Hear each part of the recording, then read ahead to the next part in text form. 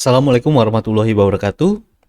Pada materi yang kedua ini kita akan membahas mengenai OSI layer, di mana pembahasan kita pada minggu ini nantinya terdapat poin yang pertama yaitu OSI layer, yaitu penjelasan layer pada OSI. Kemudian yang kedua, konsep dan kegunaan, dan yang ketiga ini merupakan protokol dari OSI layer. Lalu pada poin yang kedua, di sini akan dibahas mengenai physical layer, yaitu pembahasan lapisan layer yang paling bawah. Lalu yang pada poin yang ketiga, kita akan membahas mengenai jaringan komputer, yaitu pengenalan jaringan komputer serta topologi-topologi dari jaringan komputer. Dan yang terakhir yaitu komponen jaringan, di mana akan dijelaskan macam-macam komponen jaringan komputer sehingga dapat ditentukan bagaimanakah sebuah jaringan komputer tersebut terbentuk. Kita langsung saja masuk pada poin yang pertama yaitu OSI layer. Di mana di sini OSI ini merupakan singkatan dari Open System Interconnection atau model referensi jaringan terbuka. OSI ini mulai dikembangkan di Eropa pada tahun 1977 oleh International Organization for Standardization atau ISO. OSI ini dikenal dengan OSI 7 Layer Model yang menyediakan kerangka logika terstruktur bagaimana proses komunikasi data berinteraksi melalui jaringan. OSI Reference Model digunakan sebagai titik awal dalam mempelajari bagaimana beberapa protokol jaringan di dalam sebuah kumpulan protokol dapat berfungsi dan berinteraksi dengan baik. OSI ini sendiri mengeluarkan standar protokol seperti TCP/IP, DECnet, dan IBM System Network Architecture atau SNA. Di mana di sini OSI memetakan tumpukan protokolnya atau protokol stack ke OSI reference model. Lalu berikutnya, di sini OSI terdiri dari 7 layer yang masing-masing layer akan bertanggung jawab secara khusus pada proses komunikasi data. Misalnya, satu layer bertanggung jawab untuk membentuk koneksi antar perangkat, sementara layer lainnya bertanggung jawab dalam mengkoreksi terjadinya error selama proses transfer data berlangsung. Model OSI ini sendiri terbagi menjadi dua grup, yaitu upper layer, di mana terdapat 3 layer ya, antara lain application, presentation, dan session, serta berikutnya yaitu lower layer yang terbagi menjadi 4 layer antara lain transport, network, data link, dan physical. Pada upper layer ini difokuskan untuk bentuk pelayanan dari suatu aplikasi, yaitu aplikasi pengguna dan bagaimana file direpresentasikan di komputer. Sedangkan pada lower layer ini berorientasi tentang aliran data dari ujung satu ke ujung yang lainnya, atau intisari komunikasi data melalui jaringan aktual. Ini merupakan layer-layer yang terdapat dalam OSI. Untuk penjabaran layer ini sendiri, pada layer application ini digunakan fungsinya aplikasi yang saling berkomunikasi antar komputer. Aplikasi layer mengacu pada pelayanan komunikasi pada suatu aplikasi, contohnya telnet, HTTP, FTP, www browser, dan sebagainya. Lalu pada presentation atau presentasi, ini bertujuan dalam mendefinisikan format data seperti ASCII text, binary, maupun JPEG, dan sebagainya. Kemudian ada session atau sesi. Layer ini mendefinisikan bagaimana memulai, mengontrol, dan mengakhiri suatu percakapan. Lalu yang berikutnya, pada lower layer, pada transport, ini layer ini bisa dipilih apakah menggunakan protokol yang mendukung error recovery atau tidak. Melakukan multiplexing terhadap data yang datang, mengurutkan data yang datang apabila datanya tidak berurutan. Contohnya seperti TCP, UDP, SPX. Lalu selanjutnya, pada layer network, layer ini mendefinisikan pengiriman data dari ujung ke ujung. Maka untuk melakukan pengiriman pada layer ini, maka harus dilakukan pengalamatan. Mendefinisikan pengiriman jalur atau routing. Lalu yang berikutnya data link, di mana di sini layer ini mengatur pengiriman data dari interface yang berbeda. Lalu yang terakhir yaitu physical. Layer ini mengatur tentang bentuk interface yang berbeda-beda dari sebuah media transmisi. Oke, selanjutnya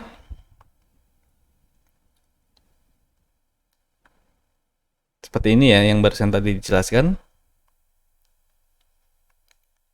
Lalu yang berikutnya konsep dan kegunaan layer. Dari pembagian fungsi menjadi yang lebih kecil atau disebut layer, kegunaannya yang pasti adalah mengurangi kompleksitas. Sehingga tiap layernya dapat didefinisikan menjadi lebih detail lagi. Di sini untuk kegunaan layer, manusia dapat membahas dan mempelajari tentang protokol secara detail. Membuat perangkat menjadi bentuk modular sehingga pengguna dapat menggunakan hanya modul yang dibutuhkan saja. Yang ketiga, membuat lingkungan yang dapat saling terkoneksi. Yang keempat, mengurangi kompleksitas pada pemrograman sehingga memudahkan produksi. Lalu yang kelima, tiap layer dapat diberikan pembuka dan penutup sesuai dengan layernya. Dan yang terakhir yaitu, untuk berkomunikasi dapat dengan segera menggunakan layer di bawahnya.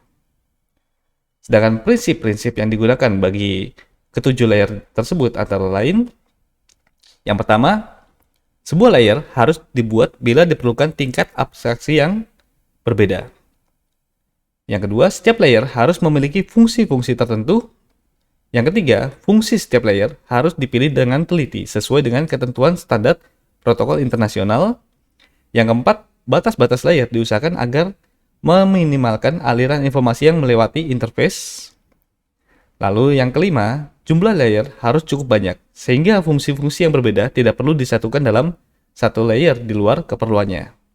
Akan tetapi, jumlah layer tersebut harus diusahakan sedikit mungkin, sehingga arsitektur jaringan tidak menjadi sulit.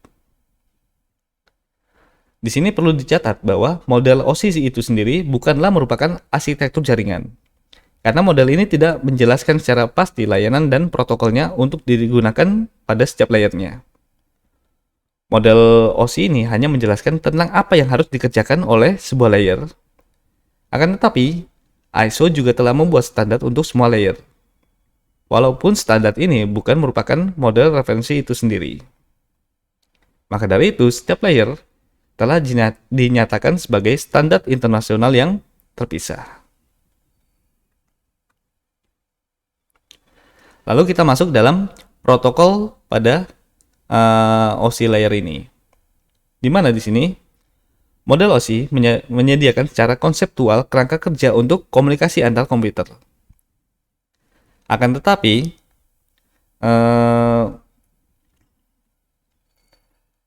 model ini bukan merupakan metode komunikasi. Sebenarnya komunikasi dapat terjadi karena menggunakan protokol komunikasi. Di dalam konteks jaringan data, sebuah protokol adalah suatu aturan formal dan kesepakatan yang menentukan bagaimana komputer bertukar informasi melewati sebuah media jaringan. Sebuah protokol mengimplementasikan salah satu atau lebih dari lapisan-lapisan OSI. Misalkan sebagai contohnya, protokol LAN ini beroperasi pada lapisan fisik dan data link dari model OSI dan mendefinisikan komunikasi di atas macam-macam media LAN. Protokol WAN beroperasi pada ketiga lapisan terbawah dari model OSI dan mendefinisikan komunikasi di atas macam-macam WAN. Sedangkan berikutnya, protokol routing ini merupakan protokol lapisan jaringan yang bertanggung jawab untuk menentukan jalan dan pengaturan lalu lintas. Maka di situ merupakan beberapa contoh dari protokol-protokol yang ada. Baik, kita langsung masuk saja ke pembahasan berikutnya yaitu physical layer atau lapisan fisik. Di mana di sini physical layer merupakan lapisan atau layer ke satu atau lapisan yang paling bawah ketika sebuah paket data mulai ditransmisikan oleh transmitter. Di mana dalam hal ini sebuah server komputer dan merupakan lapisan yang pertama kali harus dilewati oleh paket data atau informasi ketika akan melakukan proses penerimaan oleh receiver. Sesuai dengan namanya, physical layer merupakan layer yang memiliki koneksi dan juga definisi terdekat dengan perangkat keras jaringan yang kemudian membantu sebuah transmisi jaringan dapat berjalan dengan lancar sesuai dengan apa yang diinginkan. Lalu berikutnya, proses-proses penting yang terdapat dalam physical layer ini terbagi menjadi 8. Yang pertama, physical layer akan berhubungan langsung dengan perangkat keras jaringan komputer seperti kabel, hub, switch, dan juga LAN card. Yang kedua, physical layer membantu melakukan definisi terhadap media transmisi jaringan. Yang ketiga, physical layer membantu melakukan definisi terhadap metode persinyalan yang akan digunakan dalam proses transmisi. Yang keempat, melakukan proses sinkronisasi terhadap bit data.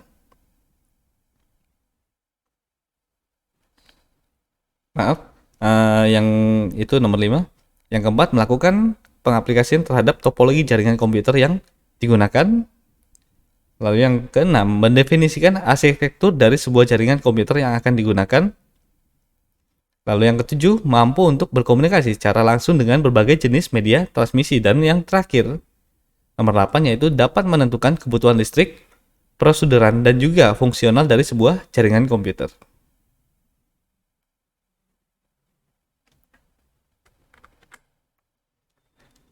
Karena pembahasan kita adalah physical layer atau lapisan fisik, maka berhubungan dengan jaringan komputer. Di mana di sini jaringan komputer ini merupakan sekelompok komputer otonom yang dihubungkan satu dengan yang lainnya melalui media transmisi atau media komunikasi, sehingga dapat saling berbagi data informasi, program-program, dan penggunaan bersama.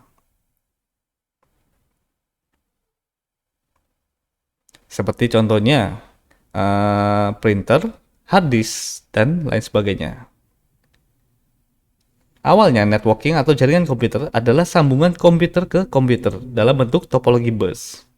Agar suatu komputer dapat berkomunikasi dengan komputer yang lain, maka kedua komputer tersebut membutuhkan kesepakatan tentang tata cara komunikasi. Tata cara atau aturan komunikasi ini yang disebut dengan protokol. Protokol mendefinisikan apa yang dikomunikasikan, bagaimana, dan kapan terjadinya komunikasi. Di mana di sini ada 3 protokol yang dikenal dalam jaringan komputer, antara lain NetBEUI, yang berikutnya yaitu IPX/SPX atau Internet/Sequence Packet Exchange. Lalu yang terakhir yaitu TCP/IP.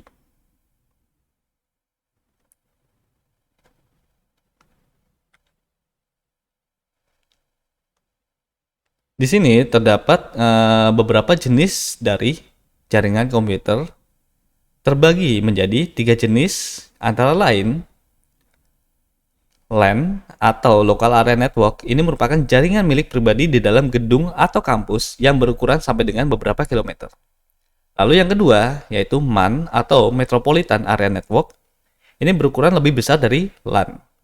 MAN dapat mencakup kantor-kantor perusahaan yang letaknya berdekatan atau juga sebuah kota dan dapat dimanfaatkan dalam keperluan pribadi atau umum. Sedangkan yang terakhir yaitu WAN atau Wide Area Network. Di sini jangkauannya mencakup daerah geografis yang luas, seringkali mencakup negara bahkan benua.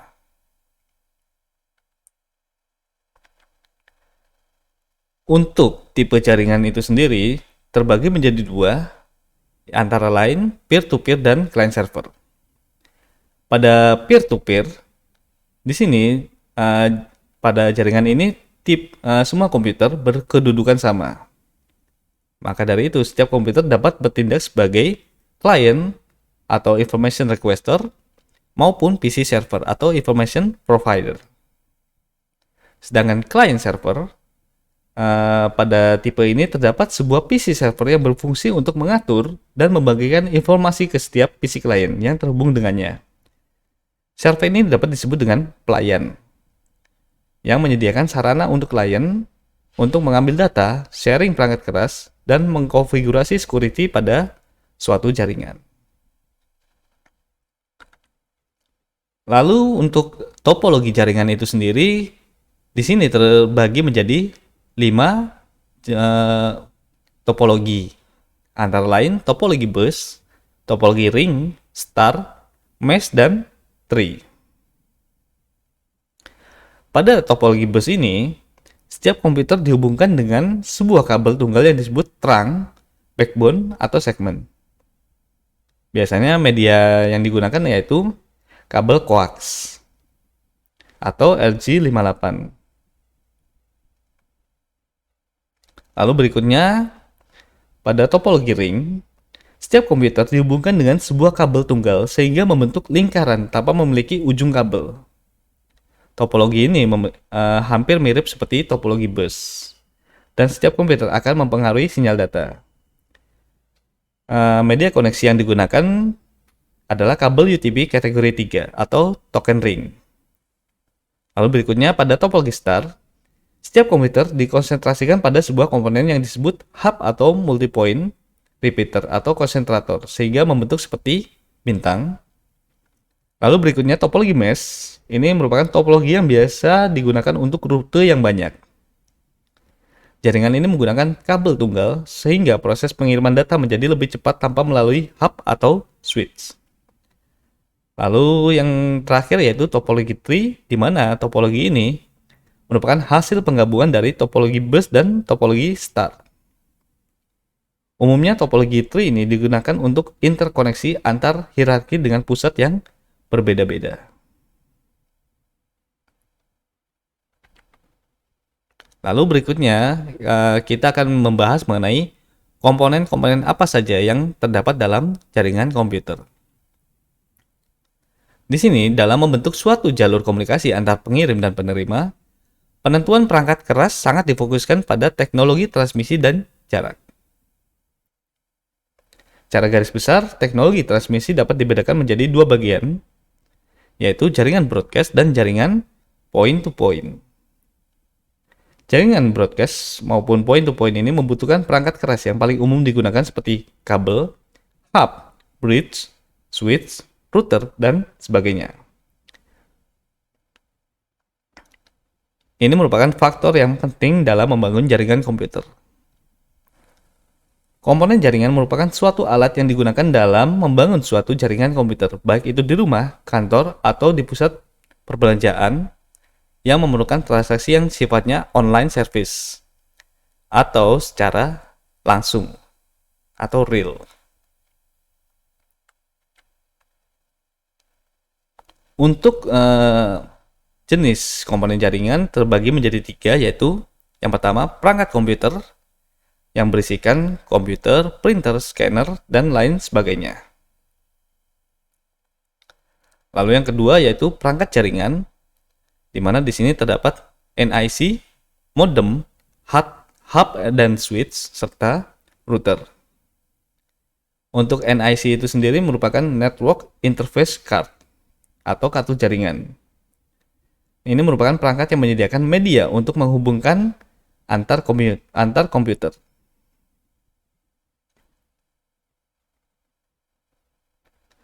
Sedangkan hub atau switch ini berfungsi untuk menggabungkan beberapa komputer menjadi sebuah kelompok jaringan.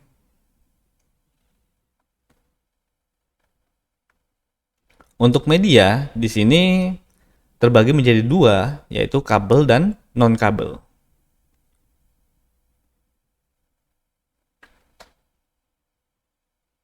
Ini merupakan penjelasan singkat dari perangkat jaringan seperti NIC yang tadi telah dijelaskan, kemudian ada switch dan hub. Lalu di sini ada router juga yang merupakan suatu alat yang digunakan untuk menghubungkan jaringan satu dengan jaringan yang lain, dan juga berfungsi untuk penentuan rute dalam jaringan yang saling terhubung pada lokasi yang sama maupun pada lokasi yang berbeda. Lalu untuk media, di sini apabila kita membahas mengenai kabel, terbagi menjadi 4 jenis kabel, antara lain kabel koaksial, kabel UTP, kabel STP, dan kabel fiber optik. Pada kabel koaksial ini terkadang digunakan untuk topologi bus, tetapi beberapa produk LAN sudah tidak mendukung koneksi kabel koaksial. Biasanya kabel koaksial sekarang ini lebih umum digunakan pada CCTV dan TV kabel dan sebagainya. Lalu yang berikutnya, kabel UTP atau Unshielded Twisted Pair atau UTP ini digunakan untuk LAN dan sistem telepon. Kabel UTP ini terdiri dari 4 pasang warna konduktor tembaga yang setiap pasangnya berpilin. Lalu pada kabel STP atau Shielded Twisted Pair, ini sama saja dengan UTP. Yang membedakan adalah pada STP terdapat lapisan pelindung, sehingga memiliki proteksi yang lebih baik dibandingkan dengan kabel UTP. Lalu yang terakhir yaitu kabel fiber optik, di mana di sini informasi ditransmisikan menggunakan gelombang cahaya dengan cara mengkonversi sinyal listrik menjadi gelombang cahaya. Lalu yang terakhir yaitu non-kabel atau wireless, di mana di sini suatu wireless access point adalah perangkat jaringan wireless yang menghubungkan klien wireless dengan jaringan yang menggunakan kabel. Seperti halnya dengan sebuah bridge, wireless access point mempunyai sedikitnya 2 koneksi jaringan dan sebagai jembatan agar bisa saling bertukar traffic antar keduanya. Koneksi pertama adalah interface wireless yang umumnya berupa onboard radio atau wireless card di dalamnya. Interface jaringan kedua bisa berupa Ethernet, modem dial-up, atau bahkan bisa berupa adapter wireless lainnya. Baik, sekian untuk penjelasan dari materi kedua pada mata kuliah dasar jaringan komputer ini. Untuk waktunya saya ucapkan terima kasih. Assalamualaikum warahmatullahi wabarakatuh.